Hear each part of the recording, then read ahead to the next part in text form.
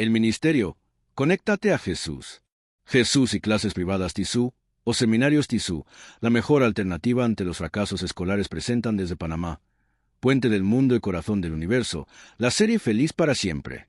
En su curso especial, Fundamentos del Edificio Espiritual del Verdadero Cristiano, basado en la guía de estudio de la Biblia de la Escuela Sabática para Nuevos Creyentes, diseñada por la División Interamericana de los Adventistas del Séptimo Día.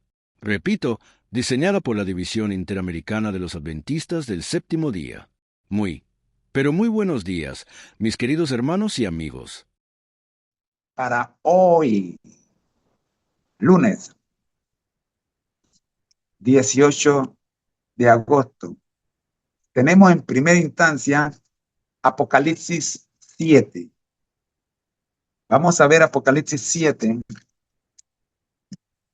y vamos a trabajar primero con el texto original sin la numeración de versículo. Luego vamos al análisis completo de el capítulo siguiendo los parámetros de los adventistas del séptimo día y la estructura normal que utilizamos en nuestra preparación, que es siguiendo el método la exégesis, la hermenéutica y el método tridimensional que hemos utilizado hasta hoy en la interpretación de versículos. Luego vamos a ver la presentación de este mismo análisis por parte de mi esposa Rosita, la interpretación de este mismo capítulo 7, con lo que cerraremos con el análisis de los comentarios de Rosita. Bien, esa es la agenda para hoy. Muy bien, vamos con la lectura del capítulo 7. Adelante. Muchas gracias, amigos, por acompañarnos en este tiempo tan especial donde damos lectura a la palabra de Dios. Lo estamos haciendo en el último libro de la Biblia, libro de Apocalipsis o libro de las Revelaciones. Le invito a que busquen en el libro de Apocalipsis el capítulo 7. Capítulo 7 de Apocalipsis, versículo 1. Dice así la palabra de Dios. Después de esto vi a 4 ángeles en pie sobre los 4 ángulos de la tierra, que detenían los 4 vientos de la tierra para que no soplase viento alguno sobre la tierra, ni sobre el mar, ni sobre ningún árbol. Vi también a otro ángel que subía de donde sale el sol, y tenía el sello del Dios vivo. Y clamó a gran voz a los 4 ángeles a quienes se les había dado el poder de hacer daño a la tierra y al mar, diciendo: No hagáis daño a la tierra, ni al mar, ni a los árboles, hasta que hayamos sellado en sus frentes a los siervos de nuestro Dios. Y oí el número de los sellados: 144,000 sellados de todas las tribus de los hijos de Israel. De la tribu de Judá, 12,000 sellados. De la tribu de Rubén, 12,000 sellados. De la tribu de Gad, 12,000 sellados. De la tribu de Aser, 12,000 sellados. De la tribu de Neftalí, 12,000 sellados. De la tribu de Manasés, 12,000 sellados. De la tribu de Simeón, 12,000 sellados. De la tribu de Leví, 12,000 sellados. De la tribu de Isaacar, 12,000 sellados. De la tribu de Zabulón, 12,000 sellados. De la tribu de José, 12,000 sellados. De la tribu de Benjamín, 12,000 sellados.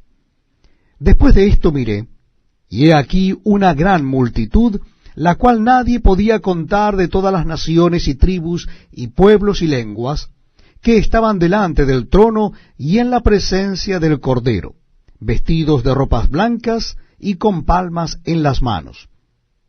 Y clamaban a gran voz diciendo: La salvación pertenece a nuestro Dios, que está sentado en el trono, y al Cordero.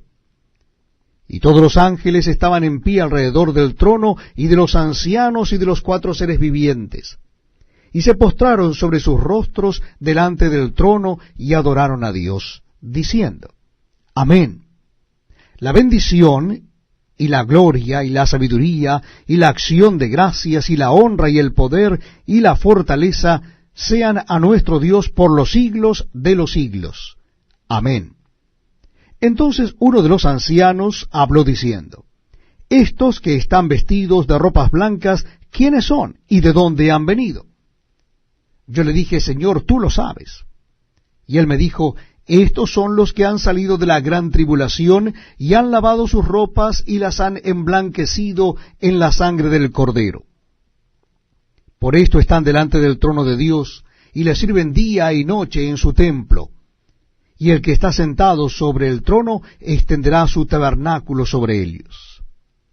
Ya no tendrán hambre ni sed, y el sol no caerá más sobre ellos, ni calor alguno. Porque el Cordero que está en medio del trono los pastoreará, y los guiará a fuentes de aguas de vida, y Dios enjugará toda lágrima de los ojos de ellos.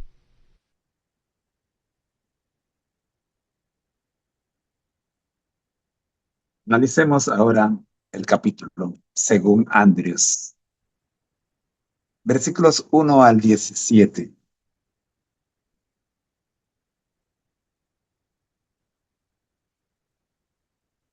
El capítulo 7 es una especie de paréntesis entre el sexto y el séptimo sello.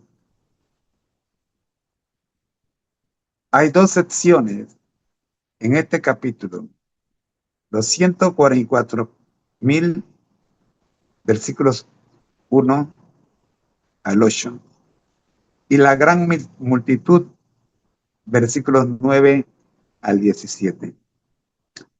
Ambos son metáforas del pueblo de Dios al final o al fin de los tiempos, y responden a la pregunta del capítulo 6, versículo 17. ¿Recuerda? Lo vimos ayer. ¿Quién podrá sostenerse en pie?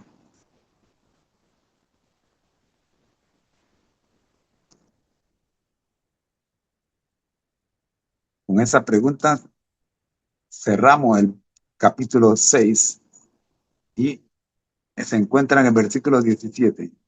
Y por cierto, curiosamente, ambos capítulos, el 6 y el 7, tienen 17 versículos. Ahora vamos a analizar versículo por versículo, según Andrews, resaltando algunas palabras y frases importantes. Comencemos con el versículo 1. La frase 4 ángeles. Puede que correspondan a los 4 seres vivientes del capítulo 6, versículos 1 al 8. 4 vientos, dice también que hay que resaltar en este versículo 1.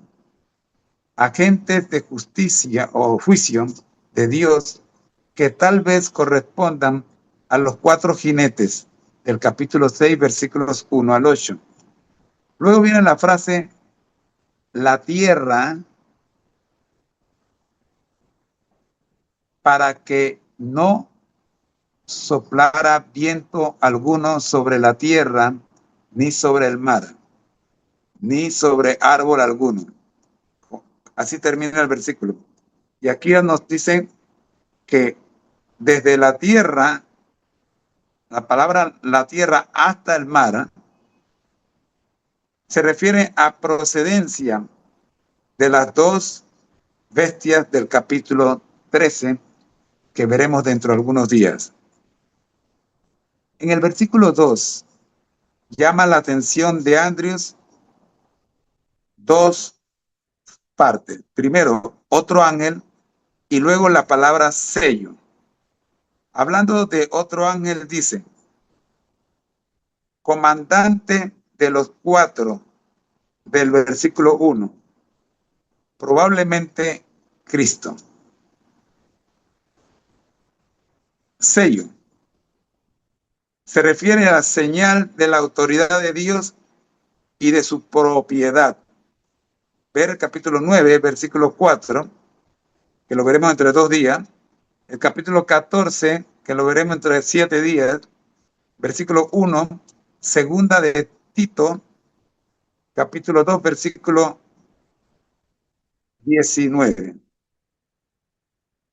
Posible referencia a la santificación del sábado. Ver nota de el capítulo 13, versículos 16 y 17. Así, saltamos al versículo 3. El versículo 3 dice, diciendo, no hagáis daño a la tierra, ni al mar, ni a los árboles, hasta que hayamos sellado en su frente los siervos de nuestro Dios. Comentario, no hagáis daño hasta sellado. Los juicios finales de Dios sobre los impíos no ocurren hasta que el pueblo de Dios esté listo. Ver Ezequiel capítulo 9, versículos 1 al 7. Además, pueden también revisar Éxodo capítulo 11, capítulo 12 y Apocalipsis 9, 4. A ver qué paralelismo hay con esto que estamos viendo en estos versículos. Vamos al versículo 4. Versículo 4 dice, y oí el número de los sellados, 144,000 sellados de todas las tribus de los hijos de Israel.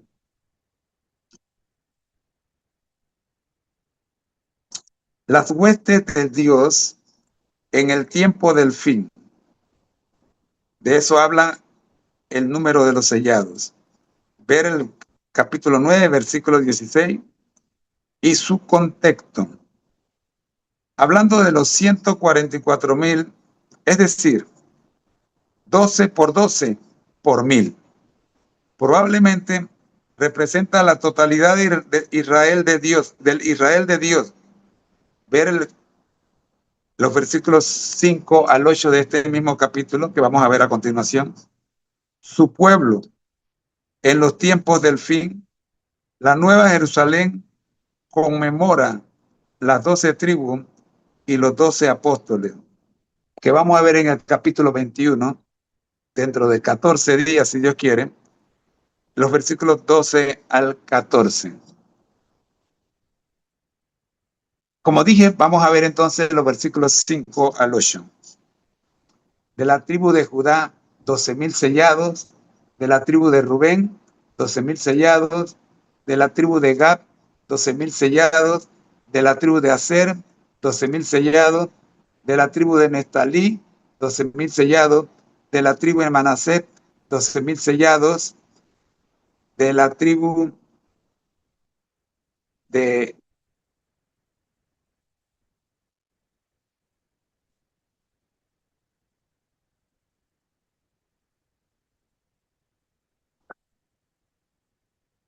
Simeón, 12,000 sellados. De la tribu de Leví, 12,000 sellados. De la tribu de Isaacar, 12,000 sellados. De la tribu de Zabulón, 12,000 sellados. De la tribu de José, mi tribu, 12,000 sellados. Y de la tribu de Benjamín, 12,000 sellados. Bien. Las 12 tribus no aparecen en el orden de nacimiento de los patriarcas. José y Leví reemplazan a Dan y a Efraín en la lista usuales. Revise número 34, versículos 13 al 29 y Josué, los capítulos 13 al capítulo 19. Pasemos ahora al versículo 9. Después de esto miré y aquí una gran multitud, la cual nadie podía contar, de todas las naciones y tribus y pueblos y lenguas que estaban delante del trono y en la presencia del Cordero, vestidos de ropa blanca y con palmas en las manos. Miré, Juan oyó solo el número 144, miren, pero contempló una gran multitud que reaparece en el capítulo 19, versículo 17, y que nadie podía contar, en contraste con el número oído de todas las naciones. Contrasta con las 12 tribus de Israel, literal. Palmas se usaban en festivales y festejos. Revisa Levítico 23, versículo 40, y Juan capítulo 12, versículo 13. El versículo 13 y el 14 dicen: entonces uno de los ancianos habló diciéndome: estos que están vestidos de ropa blanca, ¿quiénes son? ¿Y de dónde han venido? Yo le dije: Señor, tú lo sabes. Y él me dijo: estos son los que han salido de la gran tribulación y han lavado sus ropas y las han emblanquecido con la sangre del Cordero. Andrews dice, ver la nota del capítulo 4, versículo 4. Y en cuanto ha salido de la gran tribulación, dice, ver la nota del capítulo 3, versículo 10. En cuanto a lavado sus ropas, dice, representan la justicia. Ver capítulo 6, versículo 11, mismo que vimos ayer. De Cristo, que se recibe por fe y se expresa en acciones rectas. Ver capítulo 19, versículos 7 y 8. Vamos ahora al versículo 15 hasta el 17. Por esto, están delante del trono de Dios y le sirven día y noche en su templo, y el que está sentado sobre el trono extenderá su tabernáculo sobre ellos. Ya no tendrán hambre ni sed, y el sol no caerá sobre ellos, ni calor alguno. Con la ola de calor que está haciendo en estos días, sobre todo en Estados Unidos, porque el Cordero que está en medio del trono los pastoreará y los guiará a fuentes de agua de vida, y Dios enjugará toda lágrima de los ojos de ellos. Esta es una descripción de la condición y la actividad del pueblo redimido de Dios después de la segunda venida de Cristo. Para más información, revise la nota sobre Tierra Nueva en el capítulo 21, los versículos 1 al 5, y en Isaías capítulo 11, versículos 6 al 9. En el versículo 15 dice, están delante del trono de Dios. Ver el capítulo 3, versículo 21. La humanidad salva recibirá posiciones privilegiadas en el centro del gobierno del universo. La frase los sirven, el término griego expresa servicio sacerdotal o sacrificial. Antes de que a alguien se le pueda encomendar un gobierno, debe aprender a servir. En cuanto a la palabra o a la frase, extenderá su tienda, expresa su aprobación y protección hacia ellos. Ver el versículo 16. Y el último versículo. Cordero en medio del trono. Confirma la plena divinidad de Cristo.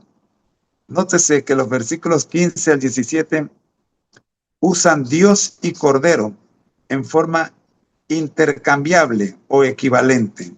finalmente la palabra lágrima. Para ello te voy a invitar que te quedes con nosotros porque dentro de exactamente 14 días vamos a hablar un poquito más sobre esta palabra cuando veamos el capítulo 21, el versículo 4. Amigos, a continuación veremos el análisis de este capítulo según la versión de nuestro asesor virtual. Escuchemos. Apocalipsis 7.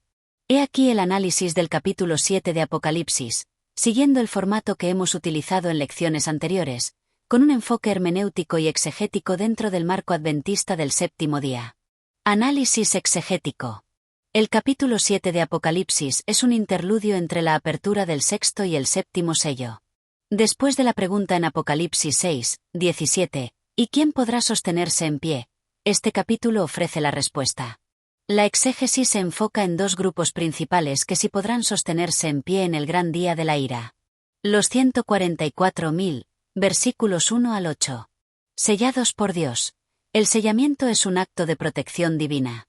Los 4 ángeles retienen los vientos, símbolos de los juicios divinos, hasta que los siervos de nuestro Dios sean sellados en sus frentes. El sellamiento en la frente simboliza la aceptación de la verdad de Dios en la mente y el carácter, lo que proporciona protección contra las plagas finales. Identidad simbólica. Los 144.000 son descritos como pertenecientes a las 12 tribus de Israel.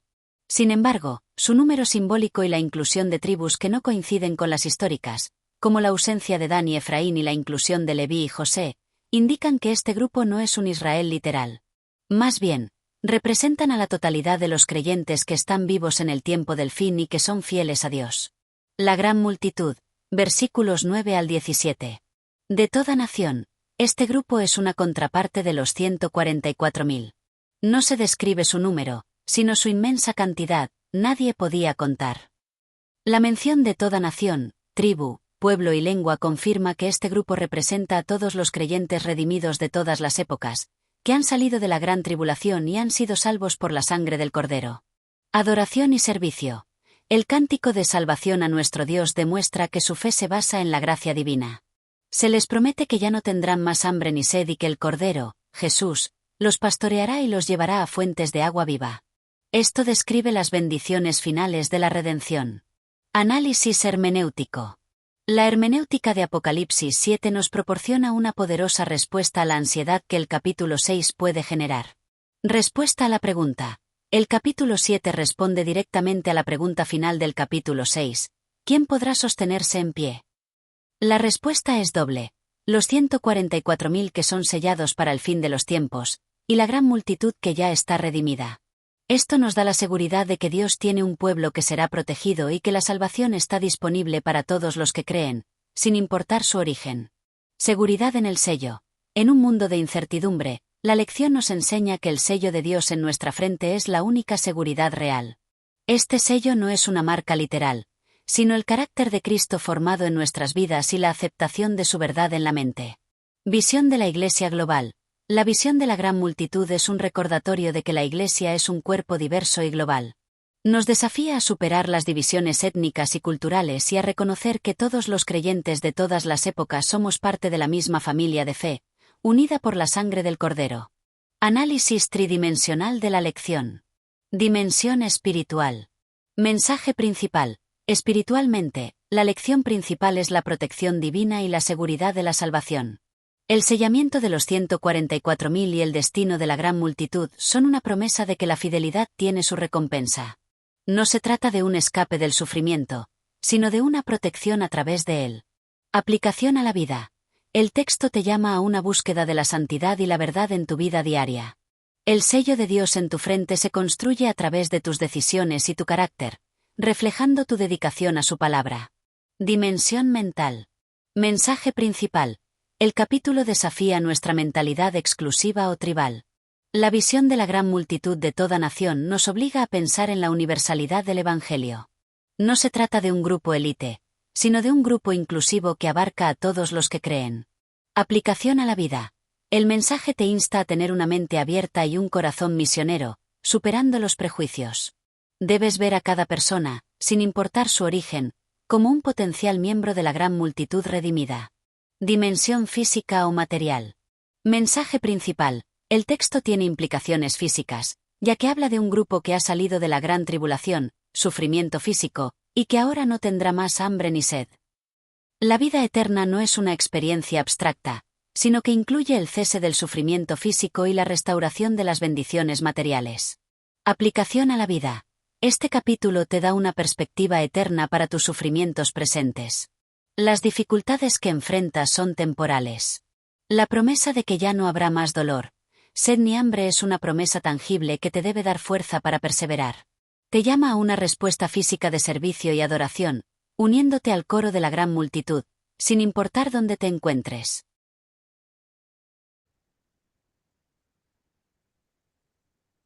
Gracias, profe, por este excelente análisis exegésico y hermenéutico, además de tridimensional.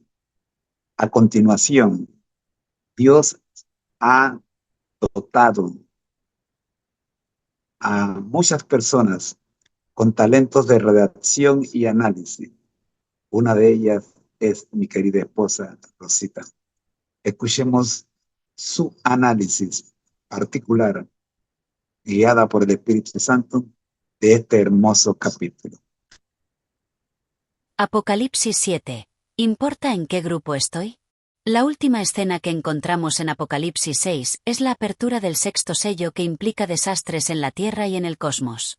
El capítulo termina con la siguiente pregunta: porque el gran día de su ira ha llegado, ¿y quién podrá sostenerse en pie? Apocalipsis 6, versículo 17. La respuesta a esta pregunta se encuentra en Apocalipsis 7.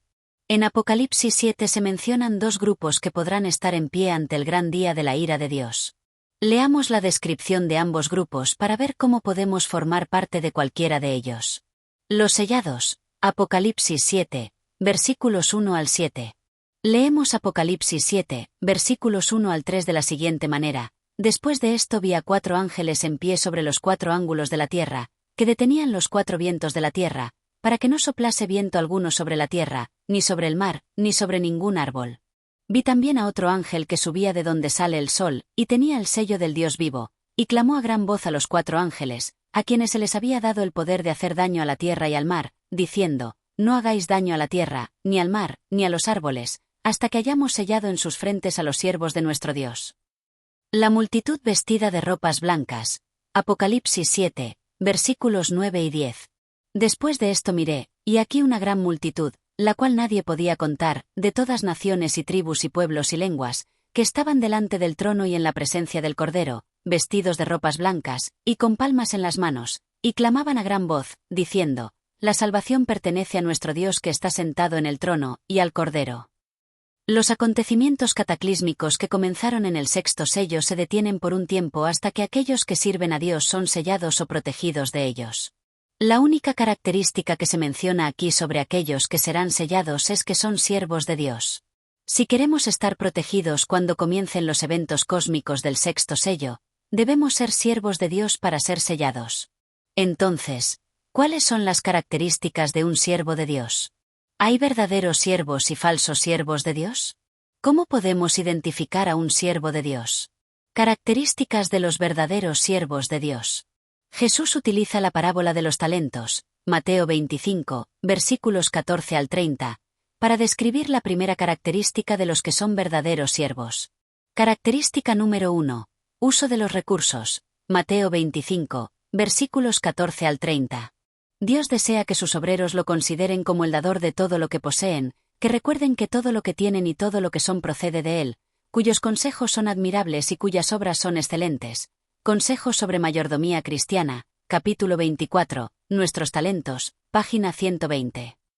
El verdadero siervo de Dios reconocerá que todo lo que tiene le pertenece a Dios y lo usará según su guía y para su honor y gloria. La prosperidad es un talento. Todo lo que poseemos pertenece al Señor, sin ninguna duda.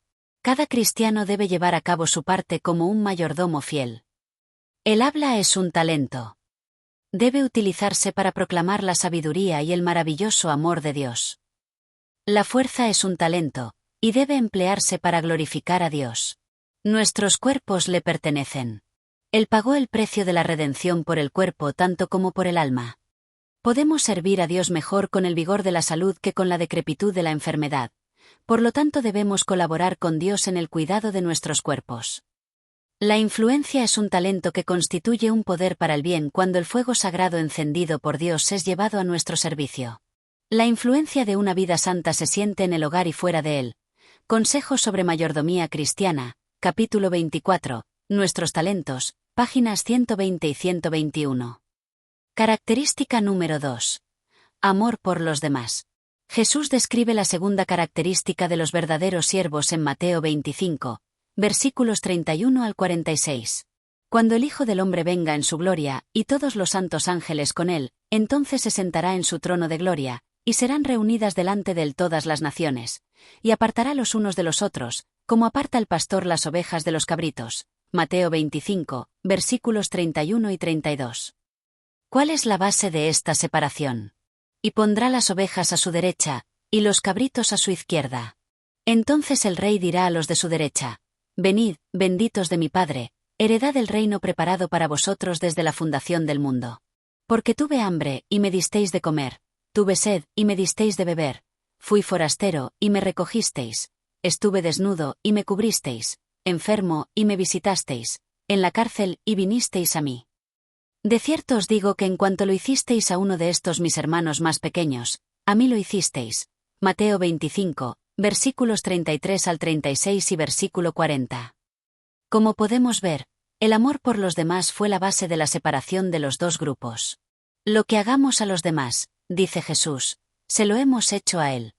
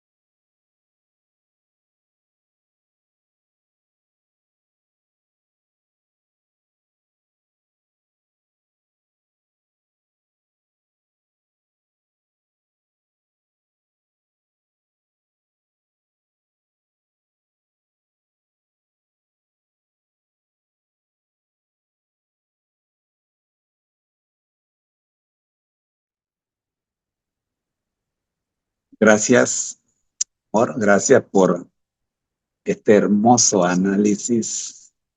Una vez más, la botaste.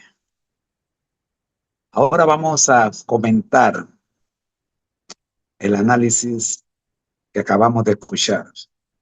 Y para ello, le pedimos al profe que haga el análisis de los comentarios de Rosita sobre este capítulo desde el punto de vista teológico y tridimensional. Adelante, profe.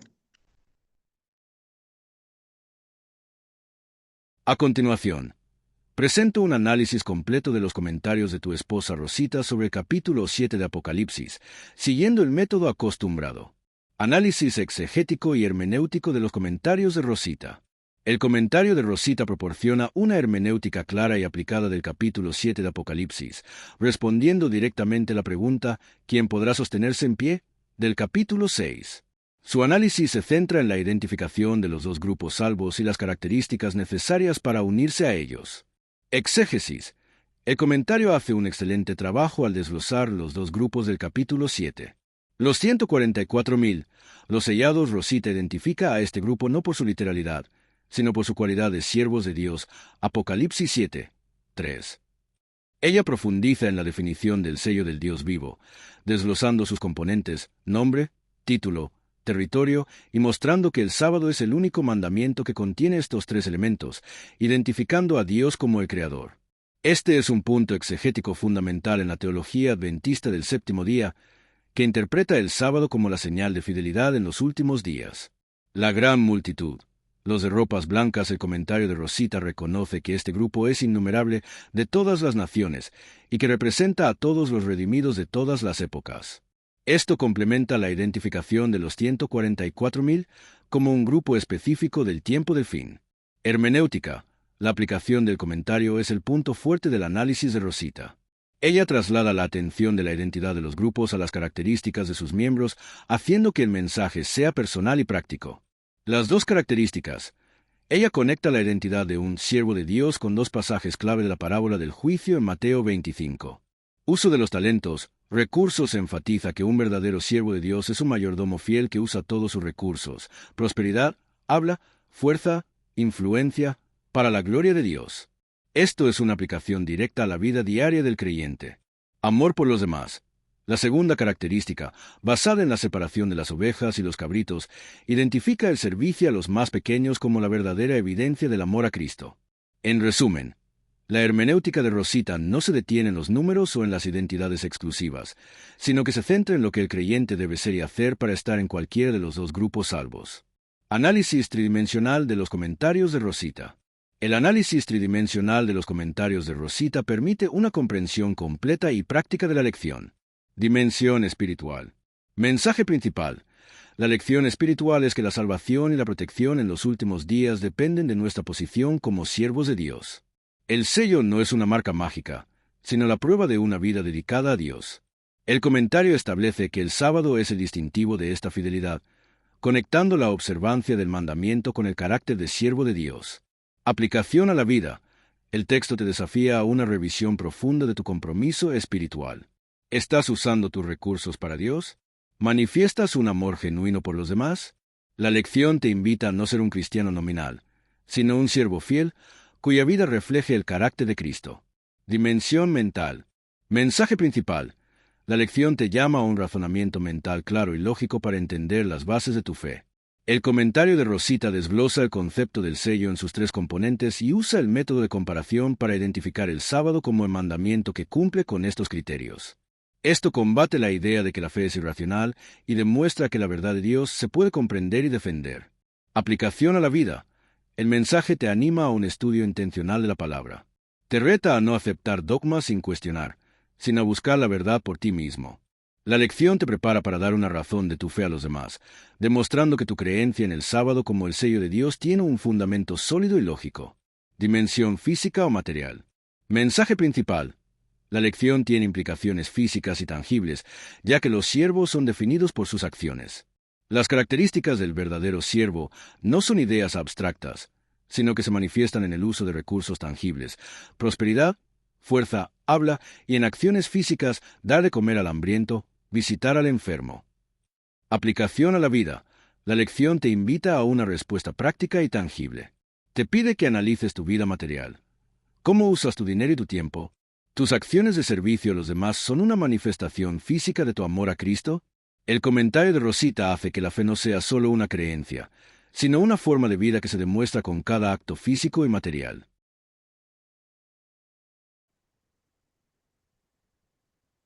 Gracias, profe. Gracias por el análisis de la Biblia al día para hoy día. A continuación, trabajamos sobre el fundamento número 1 del edificio del cristiano. Para ello, tenemos el Mesías. Durante el primer siglo, el típico modelo de enseñanza de los rabinos consistía en contestar las preguntas de sus discípulos.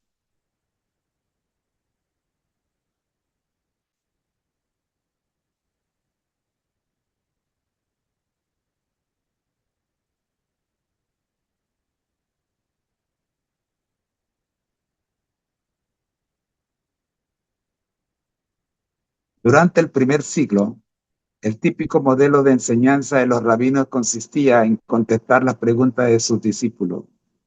En Marcos 8 se presenta una admirable sección didáctica en la que Jesús invierte el método y él les hace una pregunta a los discípulos.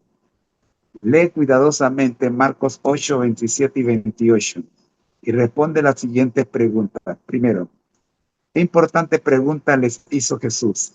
Segundo, ¿qué respondió Pedro? Según la lección de la semana pasada, ¿a qué equivale el título Cristo? ¿Recuerdas?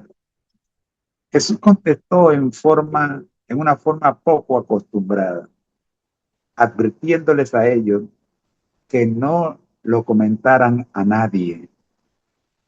Esas instrucciones son lo opuesto a lo esperado, ya que era algo vital que la gente conociera quién era Jesús. Hablaremos al respecto más adelante. Jesús aprovechó la ocasión, sin embargo, para enseñar a los discípulos algo fundamental sobre la misión del Señor. La pregunta, ¿qué explicó Jesús acerca de sí mismo y cómo reaccionó Pedro? Lee Marcos 8, versículos 31 y 32. Pedro no deseaba un futuro trágico para su maestro. Su actitud era un reflejo del concepto de Mesías que le habían enseñado. Alguien que libertaría al país de la dominación romana. Para un judío era inconcebible que el Mesías tuviera que sufrir y morir. Por tanto, las palabras de Cristo contradecían lo que Pedro había aprendido. Aunque la interpretación de Pedro respecto a la identidad de Jesús era más acertada que la del pueblo, seguía siendo incompleta. Lo más significativo aquí es que el aprendizaje de Pedro estaba avanzando, aunque no lo conocía del todo. El tuyo y el mío, ¿qué tan cerca o qué tan lejos están del de Pedro? Escuchemos el análisis tridimensional y teológico de esta lección por parte de nuestro asesor virtual. A continuación, presento un análisis completo de los comentarios de esta lección con todo gusto. Aquí está el análisis de la lección para el día lunes, el Mesías, utilizando el método que hemos desarrollado. Análisis exegético y hermenéutico. La lección de hoy se centra en un momento crucial del ministerio de Jesús, la confesión de Pedro en Cesarea de Filipo. El texto original de la lección subraya el contraste entre la expectativa de un Mesías político y la revelación de un Mesías sufriente. Exégesis. Marcos 8, 27 a 38 es el corazón de la lección. Jesús invierte la dinámica de la enseñanza rabínica al hacer la pregunta fundamental: ¿quién dicen los hombres que soy yo? Versículo 27. Luego la hace personal. ¿Y ustedes, quién dicen que soy yo? Versículo 29. La respuesta de Pedro, tú eres el Cristo, es la confesión correcta, pero su comprensión es incompleta. El término Cristo, del griego Christos, es el equivalente del hebreo Mesías y significa el ungido. Este título evocaba la esperanza de un rey guerrero que liberaría a Israel del yugo romano. La advertencia de Jesús, versículo 30. La advertencia de Jesús para que no revelen su identidad es un enigma. Exegéticamente, se entiende que Jesús quería evitar que su misión fuera malinterpretada. No quería que la gente lo siguiera por razones políticas o nacionalistas. El concepto de Mesías estaba tan cargado de expectativas terrenales que su verdadera misión, el sacrificio y la cruz, se habría perdido por completo. La lección fundamental, versículos 31 al 32. Inmediatamente después de la confesión de Pedro, Jesús revela la misión del Hijo del Hombre. Él debe sufrir, ser rechazado y morir. Esta es una revelación chocante y el punto de inflexión de la lección. Pedro, con una mentalidad centrada en el poder, reprendió a Jesús. Este choque entre la visión del Mesías triunfante y el Mesías sufriente es el clímax del pasaje. Hermenéutica, la lección es profundamente relevante para nosotros hoy. Como Pedro, a menudo tenemos una visión incompleta o incluso equivocada de quién es Jesús. Podemos verlo como un libertador de problemas financieros, un sanador o un modelo moral, pero no como el Salvador que nos llama a negarnos a nosotros mismos y a tomar nuestra cruz. Análisis tridimensional de la lección.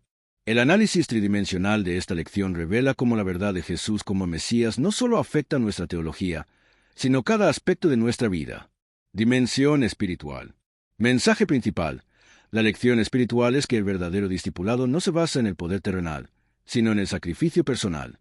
Pedro representaba una fe basada en el poder y la victoria militar, pero Jesús redefine el Mesías como uno cuyo triunfo viene a través de la humillación y el sufrimiento. Aplicación a la vida. Espiritualmente, la lección te insta a examinar tu propia fe. ¿Buscas a un Mesías que te libere de tus problemas o a uno que te dé la fuerza para enfrentarlos con humildad y sacrificio? El verdadero discipulado requiere negarse a uno mismo, tomar la cruz y seguir a Jesús, una lección que aún hoy nos cuesta aceptar. Dimensión mental. Mensaje principal. El texto te invita a un ejercicio mental de redefinir conceptos. Como Pedro, nuestra mente está condicionada por las expectativas del mundo. La lección nos obliga a confrontar nuestras propias ideas sobre la victoria, el poder y la salvación, y a reemplazarlas con el modelo de Cristo. Aplicación a la vida. El mensaje te reta a un estudio más profundo y honesto de la palabra. No te conformes con las ideas populares sobre Jesús. Permite que la Biblia desafíe tus preconcepciones. Reflexiona sobre cómo el concepto del Mesías sufriente cambia tu perspectiva sobre el sufrimiento en tu propia vida y en el mundo. Dimensión física o material.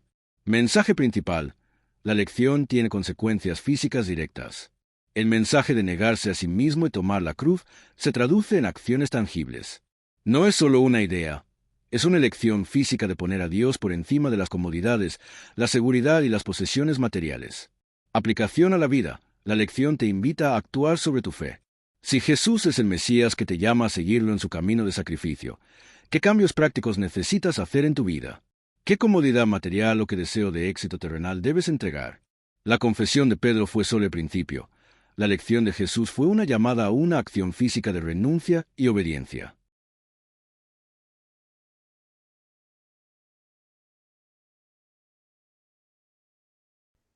Estamos prácticamente viendo una característica por tema en cada lección, de cada creencia. Y estamos siguiendo, como muestran, el libro Creencias de los Adventistas del Séptimo Día, y en esto creemos. Y cerramos con el magistral, la revelación de Jesucristo. Comentario del libro de Apocalipsis. Bien, esta es la invitación que hacemos para todos ustedes en esta hora. Bien.